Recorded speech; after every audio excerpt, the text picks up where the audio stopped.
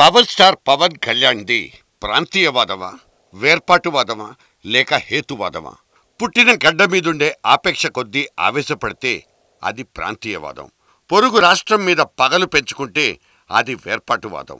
TTD EO appointment అనబడే ఒక పాలనాపరమైన అంశాన్ని పట్టుకుని పవన్ కళ్యాణ్ దేశాన్ని రెండుగా చీల్చి మాట్లాడుతున్నారన్నది ఇవాళ పడిపోతున్న అభియోగం. దక్షిణాది మీద అనాదిగా జరిగిపోతున్న ఉత్తరాది పెత్తనాన్ని గట్టిగా ప్రశ్నిస్తే అది తప్పెలా అవుతుందన్నది పవన్కు కోరసిచ్చేవాళ్ల మాట.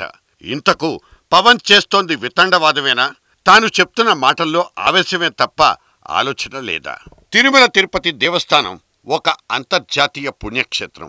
ప్రపంచవ్యాప్తంగా హైందవ ధర్మాన్ని నమ్ముకున్న భక్తజనులకు ఇష్టమైన యాత్రాస్థలం కూడా.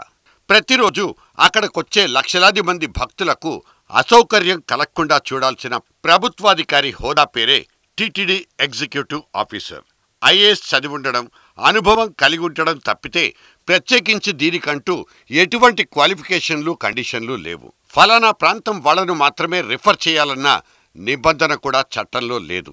కానీ ఇవాళ టీటీడీ ఈవో కుర్చీకెక్కిన అనిల్ కుమార్ సింఘాల్ అనే అధికారి మీద క్వింటాళ్ల కొద్దీ దుమారం రేగుతోంది. తిరుమల శ్రీవారి సేవల కోసం నార్త్ ఇండియా నుంచి అధికారుల్ని దిగుమతి చేసుకోవాల్సిన అత్యవసర పరిస్థితి ఎందుకొచ్చినట్టు? ఈ మేరకు చంద్రబాబు ప్రభుత్వం మీద ఒంటి కాలి మీద లేచిన వాళ్లలో పవన్ కళ్యాణ్ కూడా ఒకరు. పవన్ ట్విట్టర్లో ఈ క్వశ్చన్ మార్క్ మెరిసిన తర్వాతే చాలా మందికి గొంతు పిగిలింది. మన టీటీడీ మన హక్కు పేరుతో ఒక ఉద్యమమే లేచింది. మధురకు, వారణాసికి ఒక తెలుగోణ్ణి అధికారిగా ఎలా చేస్తారా అన్న సూటి ప్రశ్న ఢిల్లీ దాకా పాకిపోయింది. దేవుడికి కూడా ప్రాంతాన్ని అంటగడతారా అంటూ ఆ కమలం పార్టీయే కస్సుమంది. ఈ సింఘాల్ నిజాయితీ గలోడు, అంతకుముందు 1-2 తెలుగు జిల్లాలకు కలెక్టర్గా కూడా పనిచేశాడు అంటూ మోహన్ బాబు లాంటి మరికొన్ని సెలబ్రిటీ ఫేసులు పవన్ కళ్యాణ్కు ఎదురెళ్లాయి కూడా. ఎక్కడి వాళ్లు అక్కడే అనే ఫార్ములా ఐఏఎస్ నియామకంలో లేదు కనుక పవన్ చేసేది వితండవాదమేనన్నది వాళ్లందరి సమర్థింపు. అర్నబ్ గోస్వామి అనే మీడియా మనగాడు పవన్ కళ్యాణ్ది విభజన సిద్ధాంతం అంటూ డిక్లేర్ చేసి పారేశాడు. వర్తమానంలో నలిగే ప్రతి అంశాన్ని సమస్యగా చూడడం, దానిమీద ప్రశ్నించడం అనే అలవాటులోనే పవన్ ఈ పొరపాటుకు పాల్పడ్డారని ఒక వర్గం మీడియా కూడా తేల్చిపారేసింది. నిజానికి పవన్ చెప్పిన మాటల్లో బూటకం అనేది ఎక్కడుంది?